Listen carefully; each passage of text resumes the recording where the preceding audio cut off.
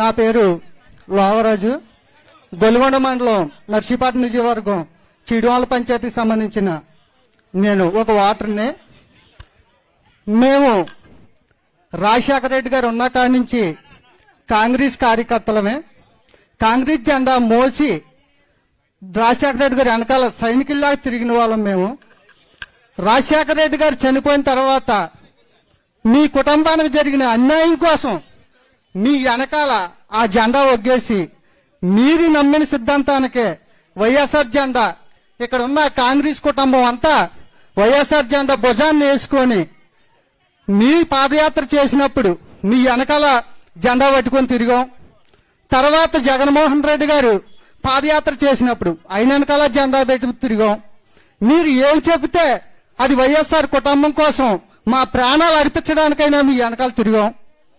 తిరిగిన దానికి మీరు 2000 మీరు పాదయాత్ర చేసేటప్పుడు అన్నగారు జైల్లో ఉన్నప్పుడు కాంగ్రెస్ పార్టీ ఏం చేసిందో మీరు చెప్పుకొచ్చారు. మీ మాటలకి ఏ కార్యకర్త కూడా వెనక జరగకుండా రాజశేఖర రెడ్డి కుటుంబానికి ఇంత అన్యాయం జరిగితే సామాజిక కార్యకర్తలుగా మన పరిస్థితి ఏంటని ప్రతి కుటుంబం కాంగ్రెస్ కుటుంబం వైఎస్ఆర్ కుటుంబం అయింది. అప్పటి నుంచి ఆ జెండా మోస్తున్నాం, మీరు చెప్పిందే చేస్తున్నాం. జగన్మోహన్ రెడ్డి గారి పరిపాలనలో ప్రతి పేదవారు అందరూ సుభిక్షంగా ఉన్నారు.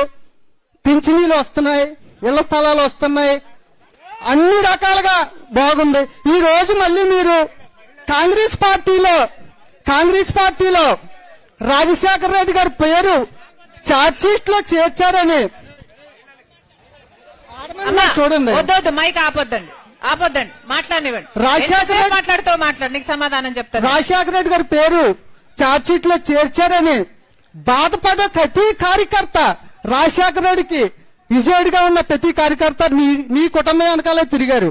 మళ్ళీ ఈ రోజు మీరు ఆ పాలన బాగోలేదు, మళ్ళీ కాంగ్రెసే రావాలా అంటున్నారు. దానికి మీ సొల్యూషన్ చెప్తే అందరూ ఆలకిస్తారని కోరుతున్నాను. వెరీ గుడ్, చాలా బాగా మాట్లాడావమ్మా, వెరీ గుడ్.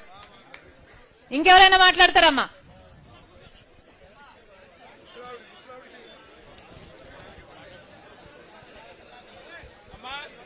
హలో, మహిళలతో మాట మంతి కార్యక్రమంగా అమ్మా, ఎవరైనా మీ మనసులో ఉన్నది మాట్లాడొచ్చు. బండారు చెల్లయ్యమ్మ, నేనేమనుకోను, బండారు చెల్లయ్యమ్మ సమాధానం చెప్పగలను. ఎవరైనా మీ మనసులో ఉన్నది మాట్లాడండి.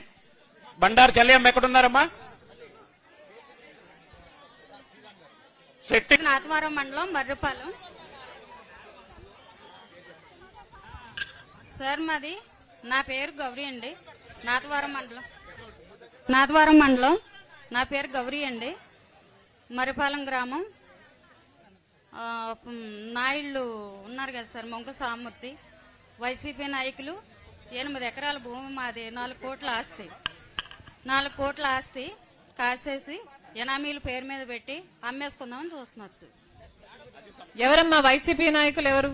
మొంక సామూర్తి సార్ మేడం. మీ భూమిని కబ్జా చేసి ఎనామీల పేరు మీద రాయించేసుకొని పాస్బుక్లు అయితే తెచ్చేసుకున్నారు మేడం. 4 కోట్ల ఆస్తి మేడం. 4 కోట్ల ఆస్తి మీ భూమి వైసీపీ నాయకులు కబ్జా చేశారా? కలెక్టర్ దగ్గరికి వెళ్ళావమ్మా? వెళ్ళాను మేడం. ఏమైనా పరిష్కారం అయిందా? లేదు మేడం, అవలేదు. కొట్లాడుతున్నావు? అవును మేడం. మొన్న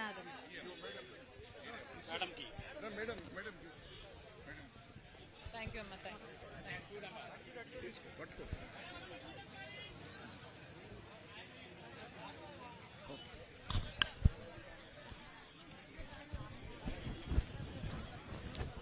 ఇంకెవరున్నారమ్మా? ఇల్లు అన్నది లేదు. కుర్రాడు అంటే ఇంటర్ చదివినాడు బాబు, ఆగండి ప్లీజ్. కుర్రాడు ఇంటర్ చదివినాడు, చదువు లేదు, ఏమీ లేదు. ఇలాగొచ్చిన వాళ్ళు అలా పెట్టుకున్నారండి. కాదు, కాగితం ఇల్లు లేదు. ఇదిగో బాబు, ఇల్లు ఇంపేసి కట్టుకున్నాను. ఇదిగో బాబు, ఈవిడికి ముందుకు రా. చేయించుకున్నాను బాబు, చేసుకున్నాను అని చెప్పి ఇంకా భవని. నేను గంగవరం గ్రామం మా కోరపల్లి మండలం నుంచి వచ్చాను.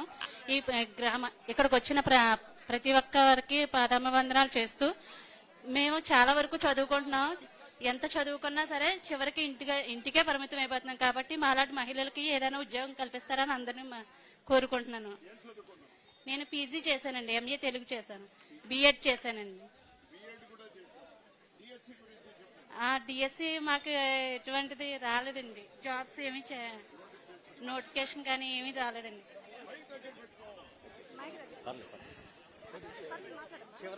డిఎస్సి నోటిఫికేషన్ రాలేదు. అవునండి, వెయిట్ చేస్తున్నావు, ప్రిపేర్ అవుతున్నావు. ప్రిపేర్ అవుతున్నాను. గ్రూప్స్ కూడా ప్రిపేర్ అవుతున్నానండి. 2 ఏళ్లుగా ప్రిపేర్ అవుతున్నావు, అవుతున్నాను మేడం. కానీ జాబ్స్ రావట్లేదు. ఇందులోనూ కూడా జాబ్స్ అనేది రావట్లేదు.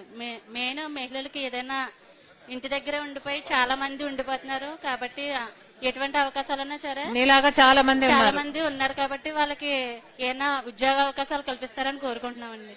సరే. వెన్నలపాలెం. నేను విజయవాడ పనికి వెళ్ళిపోయాను. నేను విజయవాడ నుంచి వచ్చాను. మరి ఏంటంటే మరి నేను చెప్తాను, మరి అర్థం చేసుకోవాలి అందరూ కూడా. అలాగే మరి మీ విజయవాడ దొరకతరలి మరి నా మెనవాళ్ళది.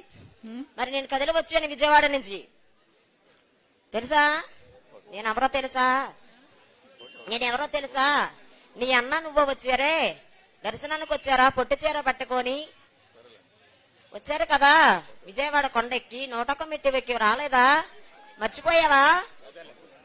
అది ఒకసారి నాకు మాట్లాడి అవకాశం ఇయ్యి. వేనలపాలెం పాటమేనా ఒకటి జరిగింది, నేను చెప్తాను.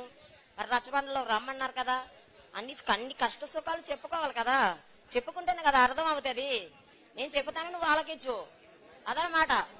నీకు ఆడబిడ్డ ఉంది, నాకు ఆడబిడ్డ ఉంది, ప్రతి ఒక్కరికి ఆడబిడ్డ ఉంది. కానీ ఒక ఆడబిడ్డకు అన్యాయం జరిగితే ఎంతమంది నాయకులు ఉన్నారే, ఎవరన్నా సాయం వచ్చారా? వాళ్ళకి ఆడవాళ్ళు కానీ మొగోళ్ళు లేరని ఎవరన్నా కూడా వాళ్ళకి సాయం రాలేదే. వాళ్ళు పగవాలే వెళ్ళి వాళ్ళకి అప్పకాదు. నాకు అర్థం కాలేదు తల్లి, నీ సమస్య ఏమిటి? నేను చెప్తాను, నాకు నీకు అర్థమవుతుంది. అర్థమయ్యే వాళ్ళకి అర్థమవుతుంది, అప్పుడు వాళ్ళకి చెప్తారు. అర్థమయ్యే వాళ్ళకి అర్థమవుతుంది, మీకు చెప్తారు. ఒకసారి ఒకే ఒక్కసారి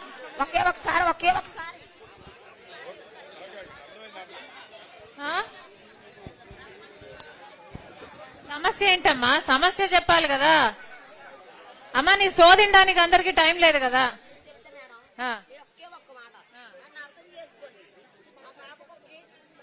మా పాప కోసం ప్రేమించింది ఎనలపాలెం, వాళ్ళ అమ్మగారిది ఎనలపాలెం. ఆ అమ్మాయిని నర్సీపట్నం గ్రామంలో ఇచ్చారు. ఆ అమ్మాయికి 2 ఆడపిల్లలు. అందులో చిన్న అమ్మాయిని ఎనలపాలెం ఉన్నారు కదా, తెలీదు. వాళ్ళ అమ్మాయిని ప్రేమించి 6 సంవత్సరాల కిందట ప్రేమిస్తే ఆ అబ్బాయికి జాబ్ లేదు, ఏమి లేదు, ఏమీ లేదు. అలాంటిది